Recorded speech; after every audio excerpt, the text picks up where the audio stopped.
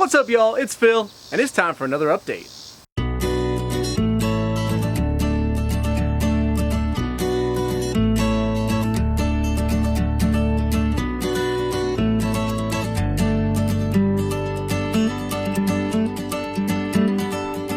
So this project is pretty cool. It's multiple projects all put together in one. So I'm doing a laundry room where I'm doing a full demo and going in and turning it into a long mudroom with some shelving and a ton of shiplap. I'm also adding a little mail slot that I'm building here at the shop.